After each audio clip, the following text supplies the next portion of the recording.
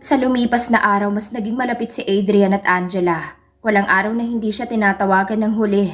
Mas may oras pa ito kaysa kay Ryan, na simula ng bakasyon nila ay hindi niya ito makontak.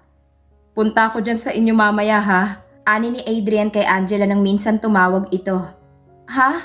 Andito si Papa, baka hindi natapos ang sasabihin ni Angela nang pigilan ito ni Adrian. Mas okay nga yun na nandyan siya. Pero magre-reason out pa sana siya na magsalita ulit si Adrian. See you later. Anito sabay baba ng tawag niya kay Angela. Naiiling na lang si Angela. Habang naglilinis silang magkakapatid ay nasa labas ng bahay naman ng ama nila. Pinapaliguan ng mga alaga nitong manok na pansabong. Maya-maya lang narinig ni Angela na may kausap ang ama. Pero hindi na siya nag-abalang dungawin kung sino yon. Minsan naman kasi may pumupunta sa bahay nila na kabarkada ng ama. Ate! Nandyan si kuya sa labas, sabi ng kanyang kapatid. Napatingin naman ang ate niya sa kanya. Labasin mo na, nandyan pa naman si Papang sa labas, ani ng ate niya. Lumabas nga si Angela, pero paglabas niya ay nakikipag-usap si Adrian sa ama niya. Tanong din ito ng tanong tungkol sa mga manok, hanggang sa mapadako ang mata ni Adrian sa kanya. Uncle, pwede ko bang hiramin si Angela? Magsisimba lang kami sa kabilang bayan. Paalam nito sa ama ni Angela. Habang nalalaki naman ang mata ng huli. Natatakot kasi siyang baka masigawan ng ama niya si Adrian. Walang may nakuhang sagot si Adrian sa ama ng dalaga. Pagkatapos po ng misa, uuwi na po agad kami. Magalang pa rin na wika ni Adrian. Sige, maikling tugon ng ama ni Angela. Saka tumalikod na ito. Tuwang binalingan naman siya ng huli. Sabay kindat sa kanya. Naiiling na nilapitan ni Angela si Adrian. Ikaw ang lakas talaga ng loob mo, no? Sabay pingot sa tenga ng huli. Nagpaalam lang naman ako ng maayos. Magbihis ka na, magsisimba tayo, hihintayin kita. Nagbihis na nga si Angela, saka nagpaalam sa ama na aalis na. At himalang tumangulang ito, habang sa simbahan ay halos ayaw bitawan ni Adrian ang palad ni Angela. Namamawis ng palad ko, bulong niya dito. Binitiwan nga iyon ni Adrian, saka kumuha ng panyo sa bulsa at pinunasan ng palad niya. Saka hinawakan ulit. Naiiling na lang si Angela. Nag-concentrate na lang siya sa pakikinig sa pare. Pagkatapos ng misa ay kumain lang sila ng merienda at umuwi na rin agad. Hindi alam ni Angela pero masaya siya. Bigla niyang nakalimutan si Ryan. Ito ang problema niya. Pagkahatid ni Adrian kay Angela ay umuwi na rin ito. Pasipol-sipol pa ito habang naglalakad. Muntik niya pang makabungguan si Ann. Aha! Daig mo pang nanalo sa loto ah! Pansin ni Ann sa kanya. Masaya lang ako, Ann. Hinila naman ito ni Ann papunta sa maliit na tindahan ni na Angela. Wala namang tao doon kaya makakapag-usap sila ni Adrian. Mahal mo talaga ang kaibigan ko, no? Tanong ni Ann sa kanya. Sobra. Sana maging akin na lang siya. Gagawin ko ang lahat para sa kanya. Wika nito. Pero Adrian, hindi naman lingid sa'yo na buntis si Angela, di ba? Tanong ulit ni Ann. Alam ko yun. Hindi naman nabawasan ang pagmamahal ko sa kanya. Kahit nalaman kong buntis siya, mas lalo kong ang gustong maging akin siya para maprotektahan ko siya lagi. Madamdaming wika nito. Namamanghang napatitig lang si Ann kay Adrian. Nakikita niya sa mga mata ng lalaking senseridad, kaya hindi niya maiwasang maawa sa sitwasyon nito at ni Angel. Sige na Ann, mauuna na ako. May gagawin pa kasi ako sa sakahan. Ani nito, tinanaw na lang ni Ann ang papalayong si Adrian. Bagong taon na pero hindi pa rin tumatawag si Ryan sa kanya. Kaya siya na mismong kumontak sa lalaki. Nakailang ring bago yun sinagot. Hello? Nagtaka siya kung bakit hindi iyon boses ni Ryan. Pwede po ba kay Ryan? Sagot ni Angela. Sino to? Sagot sa kanya ng nasa kabilang linya. Pakisabi po si Angela po ito. Ani ni Angela. Kababae mong tao, ikaw pang tumatawag sa kapatid ko? Ani nito na ikinabigla ni Angela. Pasensya na po, may importante lang po sana akong sasabihin sa kanya. Malumanay na sabi ni Angela dahil ayaw niyang patulan ng kapatid ni Ryan. Hindi ba makapaghintayan bukas? Bonding time namin ngayon. Nandito ang mga pinsan namin kaya busy siya. Sa susunod, hintayin mong siyang tatawag sa'yo. Sabay patay ng nasa kabilang linya. Napakabastos naman nun.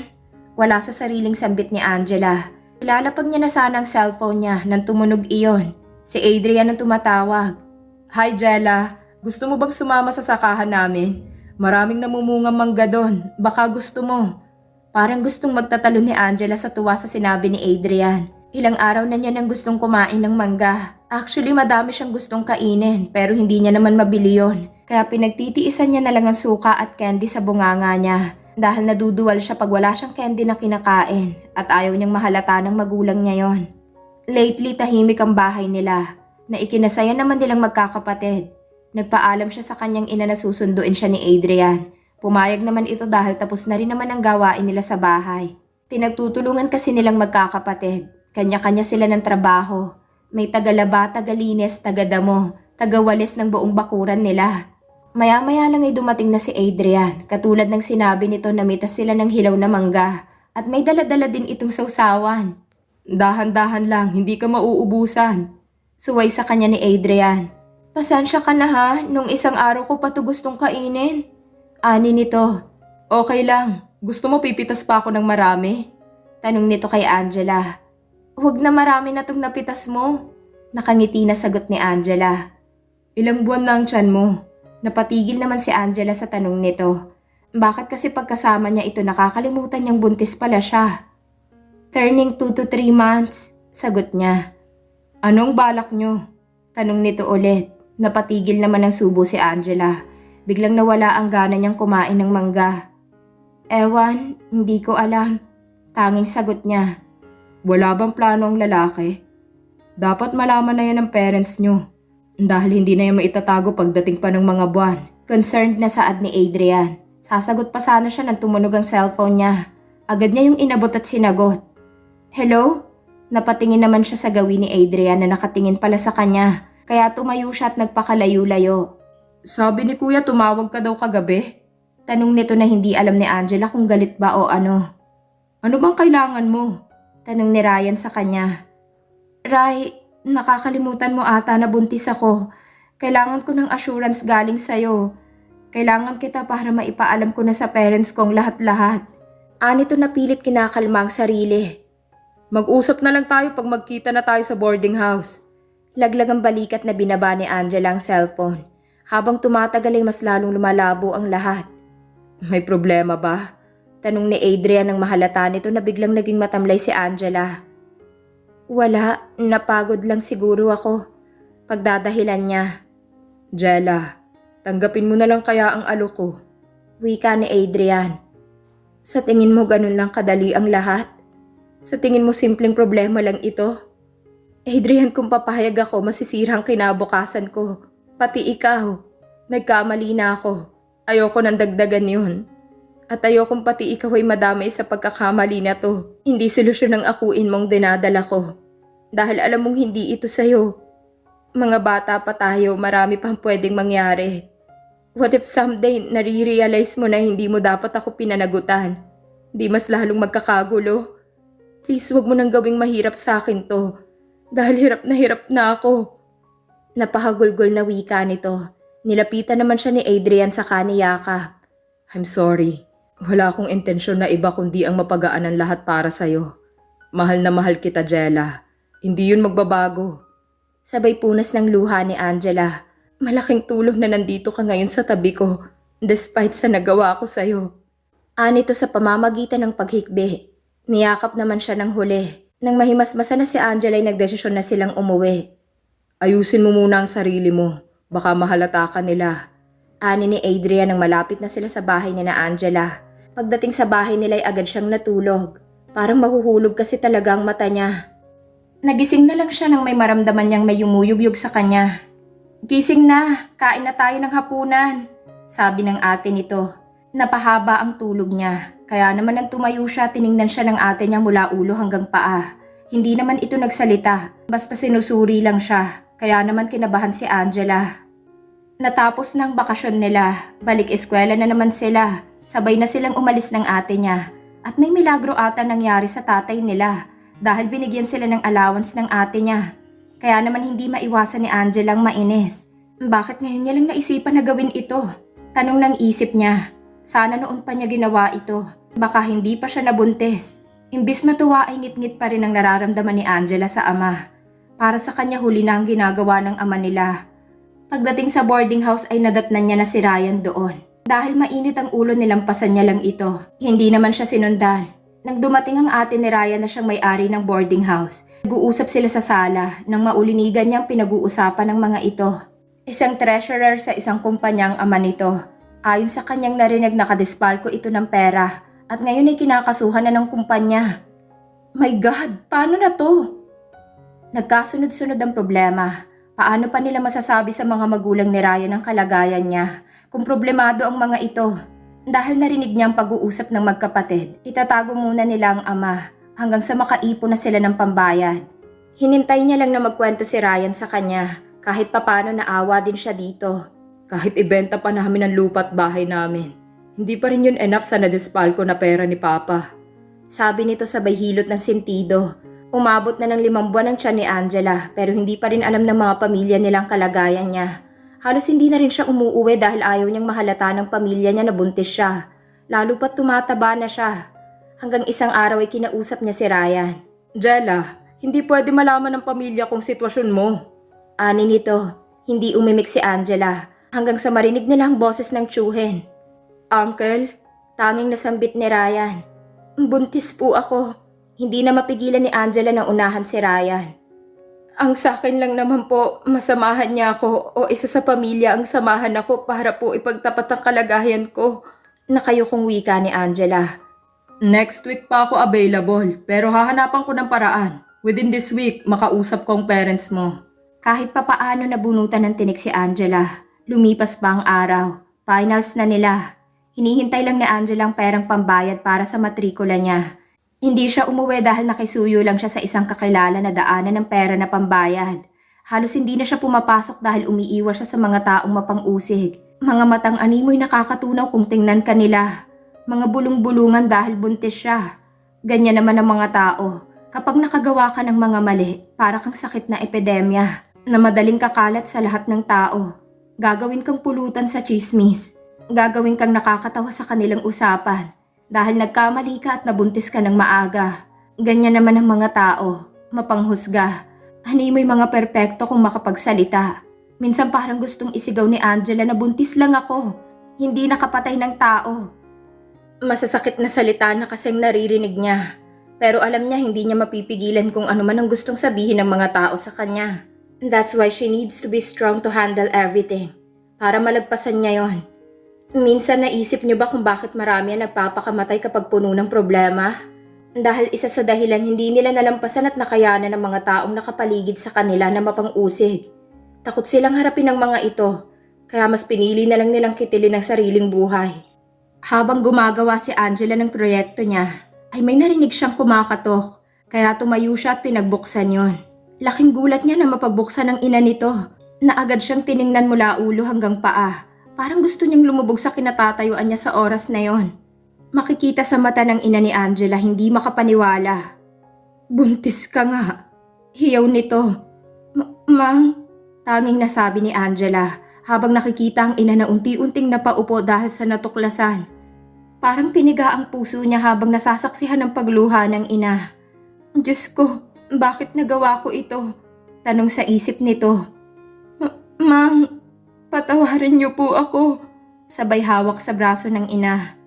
Nagpakawala ng malakas na sigaw ang ina niya na parang doon niya inilalabas ang galit.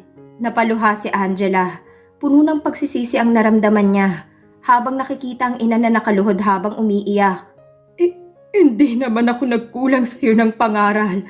Bakit nangyari ito? Anito habang umaagos ang luha. Paano natin yan sasabihin kay papang mo? Para mo na rin pinatunayan ang mga pang-aakusa niya sa'yo. Lumuhod din si Angela para magpantay na sila ng ina niya. Nabigla naman siya nang yakapin siya nito. Kaya hindi mapigilan ni Angela ang pag-agos ng kanyang luha. Kaya pala gabi-gabi kitang napapanaginipan na umiiyak. Humihingi ng tulong sa akin. Ito pala yun. Ani nito habang tinutuyo ng mga palad niyang sariling luha. Feeling ni Angela na bunutan siya ng isang tinik. Ngayon nakayakap ang ina niya. Feeling niya malalampasan niya lahat. Nasaan ang lalaking nagbuntis sa'yo? Tanong nito kay Angela. Nasa school po, Mang. Sagot naman ni Angela. Ligpitin mo ang mga gamit mo habang hinihintay natin siya. Utos nito kay Angela. Agad namang tumalima ang huli. Maya-maya lang ay dumating na si Ryan. Itinuloy niyang pagliligpit habang nag-uusap ang ina niya at si Ryan sa kabilang kwarto. Pinagmasdan ng maigi ng ina ni Angela si Ryan, saka nagsalita. Anong plano mo? Diretsong tanong ng ginang sa kanya. Ipalaglag sanang pinagbubuntis ni Angela pero hindi naman siya pumayag. Namamanghang napatitig ang ginang kay Ryan.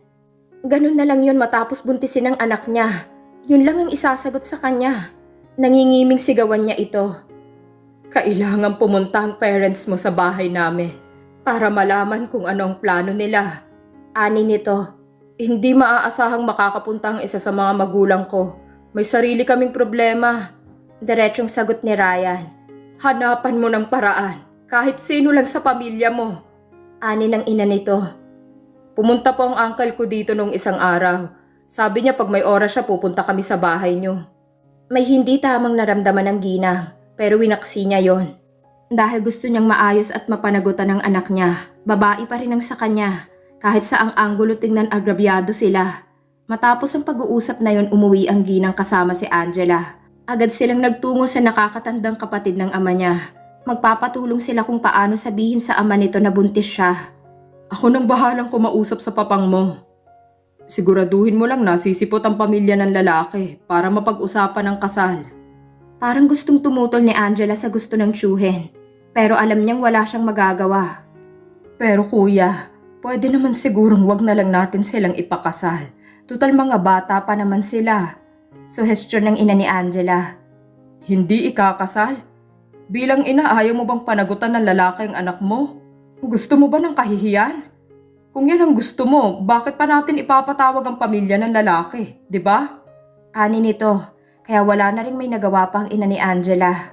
Labag man sa loob ay pumayag na rin ito. Nang araw din yon pumunta ang tiyuhin niya sa bahay ni na Angela. Kinausap ang ama nito. Hindi alam ni Angela kung matutuwa o maiiyak sa reaksyon ng kanyang ama. Hindi yun ang inaasahan niya. Ano pa nga ang magagawa ko niyan? Nandyan na yan. Sabay tayo ng ama ni Angela, tinalikuran ng kapatid. Next week kailangan mapapunta mo na ang pamilya ng lalaki. Hindi man sigurado ay tumango na rin si Angela sa tiyuhin. Lumipas ang isang linggo, dumating din ang araw ng pagpunta ni na Ryan sa bahay ni na Angela. Kinakabahan siya kung anong maaaring resulta ng pag-uusap dahil alam niya sa sarili na hindi pa siya handa sa buhay may asawa. Wala nang paligoy-ligoy ang tiyuhin ni Angela. Binuksan agad nitong usaping kasal kina Ryan at Angela. Tahimik lang ang ama ni Angela. Pero kumpare, mga bata pa sila. Hindi rin naman sila maikakasal sa simbahan o kahit sa Westman lang. Ani ng tiyuhin ni Ryan. Hindi naman siguro ako mag-i-insist ng kasal kung alam kong hindi pwede. May kaibigan kaming abogado. Anytime pwede ko siyang kausapin para maikasal ang mga bata. Ihanda niyo lang ang pambayad sa kanya. Kahapon nakausap ko siya. Ang sabi niya 5,000 ang bayad. Package deal na yon. Ang mga senomar at ang iba pang requirements sa pagpapakasal, ipaprocess yun kapag dumating na sa edad na 18 si Angela. Paliwanag nito, kaya sumang-ayon na din ang tiyuhin ni Ryan. Parang ang bilis ng pangyayari. Araw na ng kasal ni na Angela ngayon at Ryan.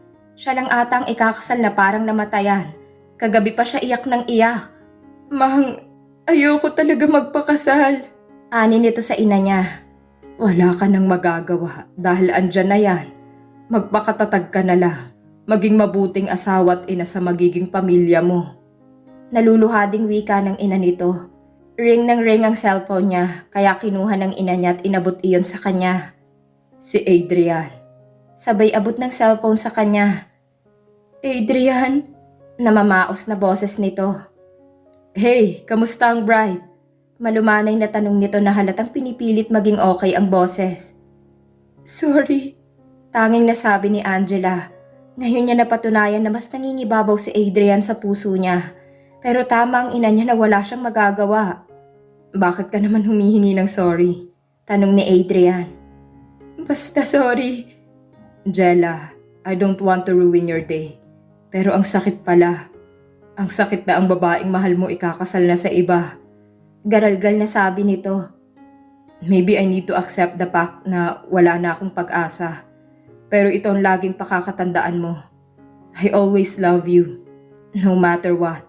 Ikaw ang pinakamagandang nangyari sa buhay ko.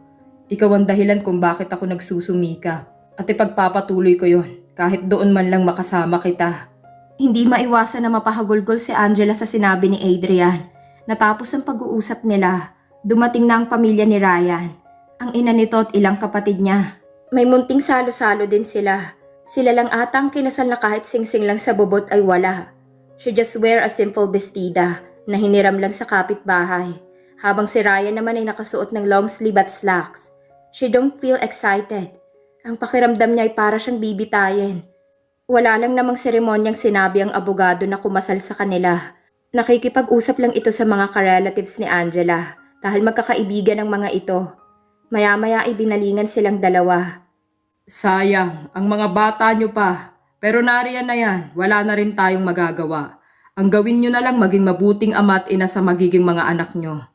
Ani nito sa kasinenyasan ng sekretary na iabot ang papeles na pipirmahan nila. Itinuro lang sa kanila kung saan sila pipirma. Maya-maya ay tapos na ang kasal. Hindi sumama ang ama ni Angela sa seremonya. Simula nang malaman nito na nabuntis si Angela, ay hindi na ito masyadong nagkikikibo. Hindi na rin masyadong lumalabas.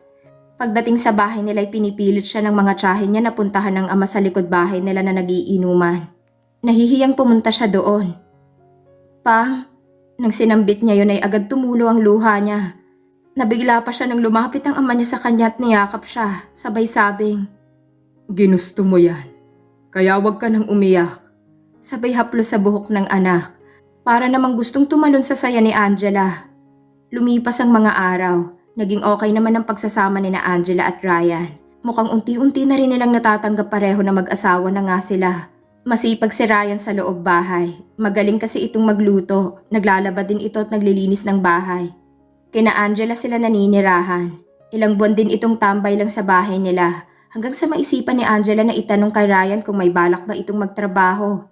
Wala siyang sagot na nakuha mula dito, kaya tumahimik na lang ito.